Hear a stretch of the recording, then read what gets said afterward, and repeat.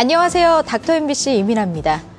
어깨는 우리 몸에서 없어서는 안 될 중요한 부위 중 하나입니다. 과거에는 어깨 통증 하면 노년층에서 많이 발생하는 질환으로 생각을 하셨는데요. 최근에는 스포츠 활동 증가 그리고 잘못된 자세와 잘못된 생활 습관 때문에 젊은 층에서도 어깨 관절 통증을 호소하는 경우가 많다고 합니다. 그래서 오늘 이 시간에는 군산소망정형외과 한창환 원장과 함께 어깨 관절 통증에 대해 알아보도록 하겠습니다. 시도 때도 없이 찾아오는 어깨 통증. 전문의를 통한 정확한 진단이 치료의 지름길입니다. 정형외과 전문의 한창환 원장과 함께 어깨 관절 통증에 대해 알아봅니다.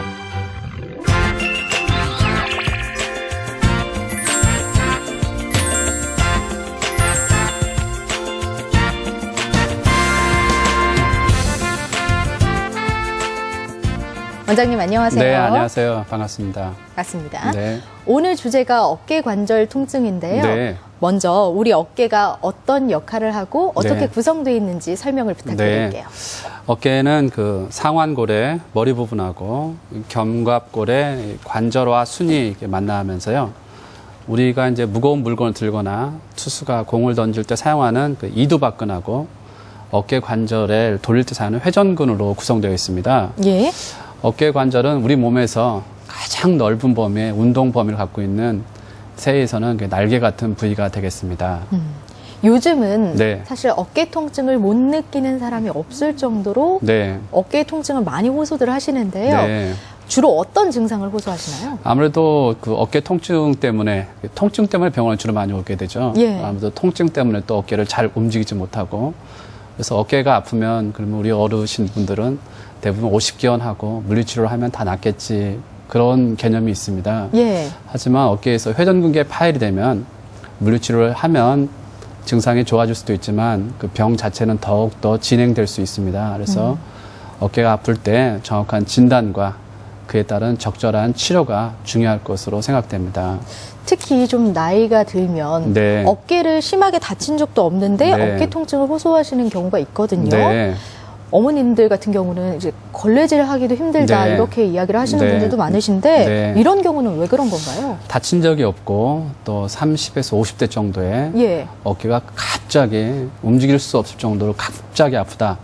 이런 경우에는 어깨에 그 석회가 끼이는 석회화 건염을 의심할 수 있습니다. 그러면 석회화 건염이라는 건 네. 어떤 질환인지 좀 설명을 석회화 부탁드릴게요. 건염은 그 어깨의 그 회전근개에 네. 석회의 물질이 그 쌓이는 질환이 되겠습니다. 네. 주로 그 연령층은 30대에서 한 50대 정도에 생성되는데요.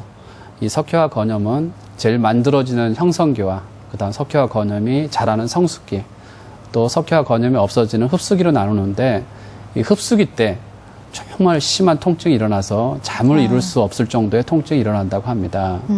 그러면 네. 석회화 건염을 진단을 하실 때는 네. 어떤 방법으로 진단을 하시나요? 석회화 건염은 그 어깨에 이제 석회가 끼이기 때문에 예. 단순 방선 사진을 찍으면은 이렇게 정확하게 나오게 됐습니다. 예. 네. 그러면 석회화 건염을 이렇게 방사선 사진을 통해서 네. 이렇게 진단을 하고 나면 네. 어떤 방법으로 치료를 하게 될까요? 일단 통증이 너무 심하기 때문에 이제 안정을 취하고요. 예. 이제 병원에서 물리치료 같은 것을 하면 언제 통증을 좀 완화시킬 수가 있고 네. 통증 때문에 통증 완화시키는 뭐 주사라든지 약물 치료를 가능합니다. 네. 그러면 네. 만약 이렇게 계속 재활 치료를 꾸준히 하는데도 통증이 지속된다면 어떻게 해야 될까요? 그 다음 단계는 요새는 그 체외 충격파라는 그런 치료가 있습니다. 예. 그 체외 충격을 줘서 어깨 관절에 혈류 공급을 시키고 신진대사를 시켜서 통증을 좀 완화시키는 이런 보존적인 요법을 또 해볼 수가 있습니다. 네. 하지만 이런 보존적인 요법에도 통증이 계속 심한 경우에는 어깨에 조그마한 구멍, 한 1cm 이하의 조그마한 구멍을 통해서 이 관절경을 이렇게 넣을 수가 있습니다. 예. 그래서 관절경을 통해가지고 직접 병변을 보면서 석회화 건염을 이렇게 치료할 수가 있습니다. 그러면 네. 관절 속에 있는 석회화 물질이라고 해야 되는 거죠? 네. 그 물질들을 다 제거를 해야 되는 건가요? 이제 관절경을 보면은 이제 대부분 다 정확하게 보이는데요. 네. 또 도달할 수 없는 부위에서 석회 물질을 다 제거하려다가 회전근개가 파열되는 경우도 있기 때문에요. 다 제거하지 않더라도 어느 정도 압력만 이렇게 낮추더라도 환자의 통증이 많이 호전되고 어깨 통증이 많이 좋아지게 되겠습니다. 통증이 심한 질환 중에 하나 네. 석회화 건염에 대해서 알아봤는데요. 네. 이것 이외에도 어깨 통증을 유발하는 질환들이 있을까요? 그럼 많죠. 네. 이제 우리 어르신분들이 흔히 아는 어깨가 굳어가는 동결견도 있고, 예. 또 어깨에 그 힘줄이 회전근개가 파열되는 회전근개 질환도 있을 수가 있겠습니다. 그렇다면 네. 이야기해 주신 동결견, 네, 네. 50견이라고 주로 네, 이야기를 네. 하죠. 그 50견은 무엇이고 네. 이게 회전근개 파열과는 또 어떤 차이가 네. 있죠? 50견은 이제 어깨에 싸고 있는 막이 뭐 면역 질환이나 당뇨 있는 환자분들에서 어깨 관절이 굳어가서 잘 움직이지 못하는 거죠. 네. 그래서 이제 보존적인 요법을 해보는데도 너무 심한 경우에는 관절경을 이용해서 굳어 있는 어깨를 조금 늘려줄 수 있는 방법도 있고요. 하지만 회전근개 파열은 이게 파열이 되면은 손상된 부위가 점점 더 커지게 되겠습니다. 네. 그래서 이것은 보존적인 요법보다는 빨리 정확한 그 진료를 하셔서 정확한 적절한 치료가 중요할 것으로 생각됩니다. 그러면 회전근개 손상 네. 같은 경우는 네. 어떤 방법으로 진단을 하시나요?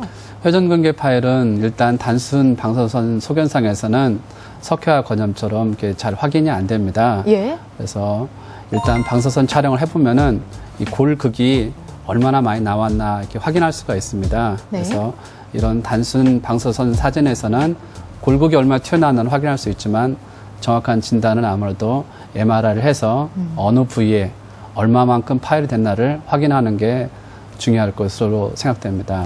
그러면 어느 정도 네. 파열이 진행됐는지 확인을 하시고 난 네. 후에는 네. 어떤 방법으로 치료를 하시나요? 일단은 그 견봉이라는 그 부위가 자라나 가지고 회전근개를 파열시킬 수가 있기 때문에 네. 자라난 견봉을 관절경을 이용해 가지고 깨끗하게 평평하게 만들어 줄 수 있습니다.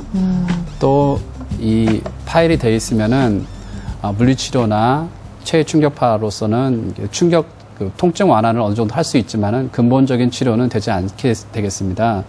따라서 한 1에서 2mm 작은 구멍을 통해 가지고 관절 내시경을 삽입하면은 파열된 부위가 보이게 됩니다. 그래서 그것을 옛날에는 이것을 다 째고 수술을 했지만은 요새는 간단한 테레비를 통해 가지고 이렇게 봉합을 간단하게 하게 되겠습니다. 그러면 절개 부위가 좀 적은 네, 아무래도 만큼 네, 회복도 빠르 그러겠죠. 네, 그렇죠. 네, 네. 회전근개 수술을 한 이후에는 네. 제 생각에는 재활 활동도 중요할 그럼요. 것 같은데요. 네. 어떤 방법으로 진행을 하시나요? 일단은 꼬매놨기 때문에 재파열 가능성이 있기 때문에요. 예. 이렇게 보조기를 채워줍니다. 외전 보조기를 한 6주에서 한 8주 정도 채워주면서 또 요새는 1대1로 어깨 관절을 아무래도 수술을 하면 어깨 관절이 굳어갈 수가 있잖아요. 네네. 그래서 굳어가지 않게 CPM이라는 기기를 통해 가지고 환자 어깨를 본인은 가만히 있지만 기기를 통해 가지고서 움직일 수 있는 그런 기계가 있습니다. 또 계속 뭐 기계 치료를 할 수는 없잖아요. 그렇죠. 그래서 본인이 그 재활할 수 있게끔 손을 천천히 올린다든지 아니면 이렇게 돌려준다든지 어느 정도 이제 회복이 되면은 목욕탕 같은 데 가서 수건을 이용해 가지고 이렇게 해주면은 어깨 관절의 운동 범위를 조금 더 증가시킬 수가 있습니다. 초반에는 네. 기계를 통해서 네. 후반에는 스스로 좀 운동하는 그렇죠. 방법으로 네. 재활을 예. 하는 거군요. 네. 그럼 마지막으로 네. 어깨 통증을 예방하는 방법에는 어떤 것들이 있을까요? 뭐 일단은 어깨 통증이 오면은 우리 사람들이 생각하기에 이건 무조건 50견 하고 이렇게 선입관을 갖는 것보다는 네. 정확한 진단과 치료를 하는 게 좋을 것 같습니다. 아까 말씀드린 대로 어깨가 굳어가는 동결견 같은 경우에는 물리치료를 해보면서 어느 정도 호전을 기대할 수가 있으나 회전근개 파열은 물리치료로서 하면 통증이 초기 단계에서는 어느 정도 좋아질 수 있겠지만은 네. 그 파열된 부위가 점점 더 커지고 또 애우도 점점 좋지 않게 되겠습니다. 따라서 조기 진단과 조기 치료가 건강한 어깨를 만들 수 있을 것으로 생각됩니다. 네, 말씀 잘 들었습니다. 오늘 이 시간에는 정형외과 전문의 한창원 원장과 함께 어깨 관절 통증에 대해 알아봤습니다. 원장님 오늘 말씀 고맙습니다. 네, 감사합니다.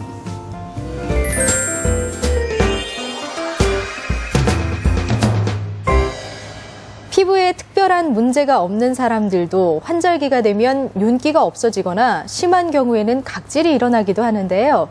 특히 피부 질환인 건선과 아토피를 앓는 환자의 경우에는 가려움증이 더 심해지고 심한 경우에는 일상생활에 지장을 줄 수도 있다고 합니다. 그래서 오늘 이 시간에는 생약한의원 김상익 원장과 함께 아토피 피부염의 생약 치료에 대해 알아보도록 하겠습니다. 피부 건강을 위협하는 아토피 피부염. 무엇보다 근본적인 치료가 중요합니다. 한의사 김상익 원장과 함께 아토피 피부염의 생약 치료라는 주제로 이야기합니다.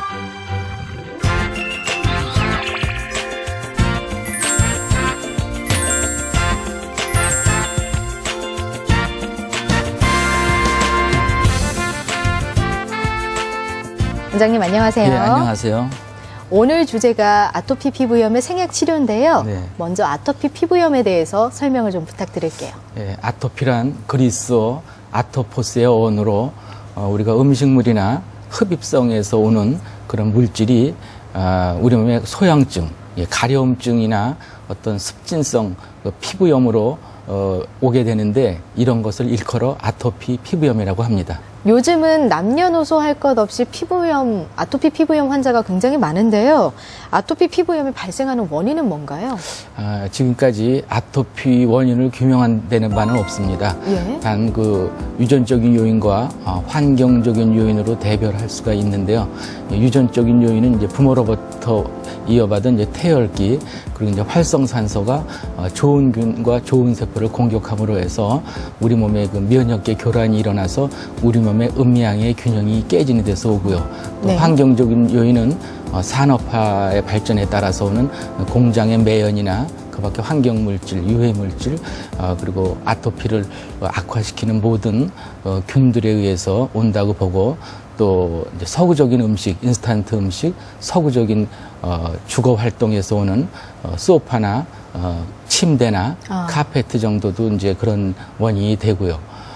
그리고 실내 온도 상승을 볼 수 있습니다. 예. 실내 온도 상승으로 인해서 진먼지나 진드기 등이 원인이 될 수 있고 또 우리 몸 어떤 주변 환경에서 아토피를 일으킬 수 있는 모든 물질, 알레르겐이 주 원인이라고 생각합니다. 우리 주변 도처에 존재한다라고 생각을 하면 될 것 같은데요. 네. 아토피 피부염을 앓는 환자들은 보통 어떤 증상을 호소하나요? 증상은 뭐 많지는 않은데 이제 예. 더 중요한 건 이제 고통이죠. 그러니까 아토피 증상은 이제 제일 심한 건 이제 가려움증.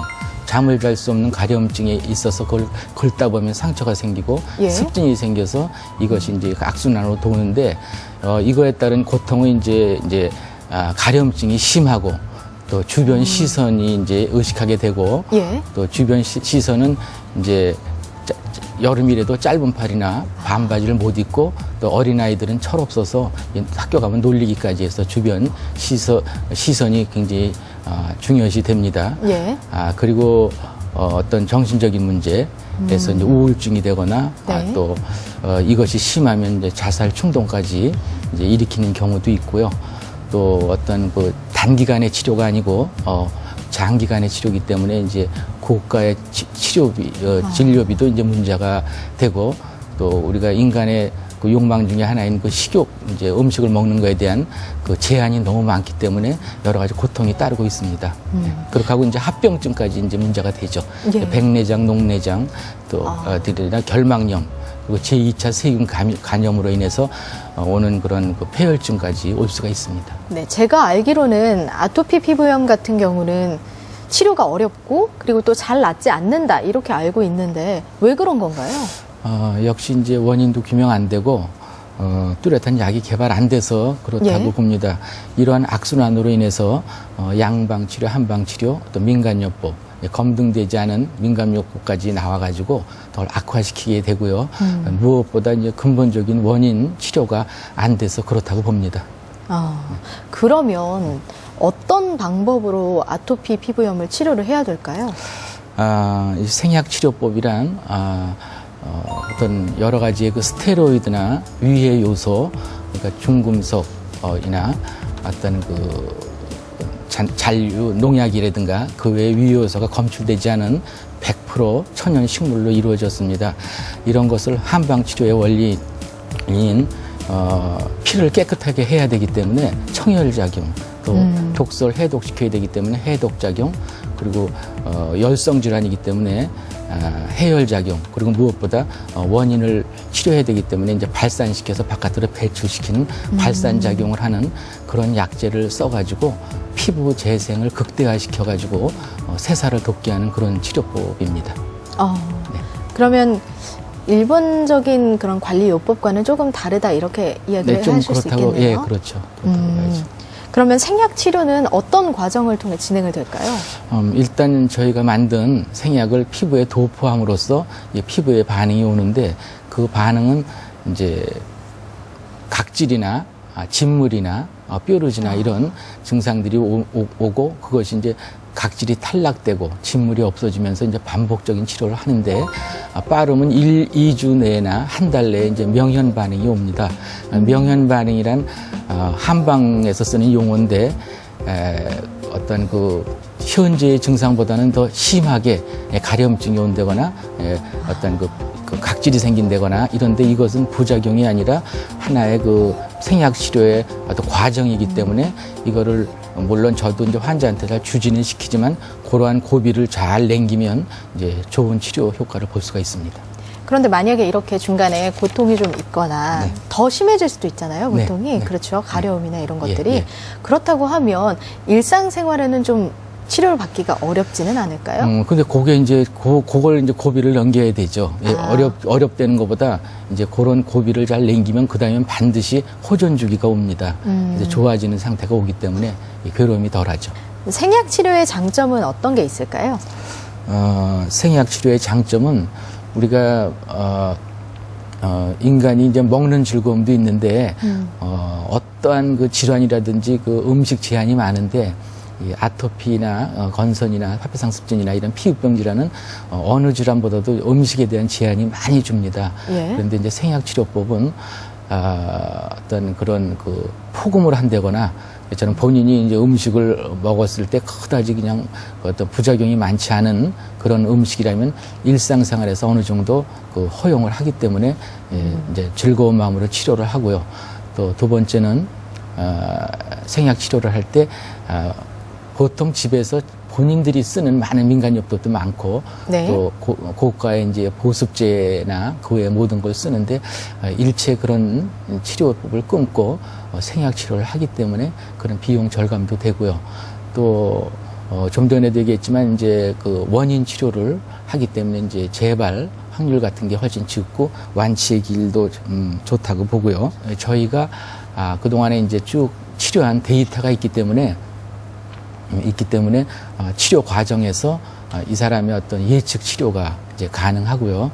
그렇게 하고 또 탕제로 먹는 게 아니고 몸에 바르는 거기 때문에 쓴 약이나 이런 걸 먹기 싫어하는 어린아이도 치료가 수월하다고 그렇게 보고 있습니다. 네, 잘 들었습니다. 도움이 되셨을 것 같습니다. 오늘 이 시간에는 한의사 김상익 원장과 함께 아토피 피부염의 생약 치료에 대해 알아봤습니다. 원장님 오늘 말씀 고맙습니다. 네, 감사합니다.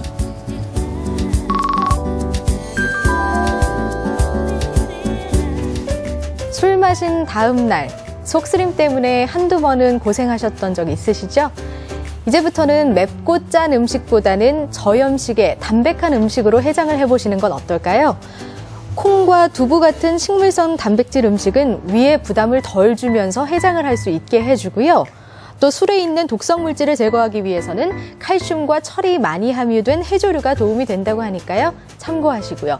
또 중요한 건 적당히 마시는 음주 습관이겠죠? 오늘 닥터 MBC 여기서 마치겠습니다. 함께해 주신 여러분 고맙습니다.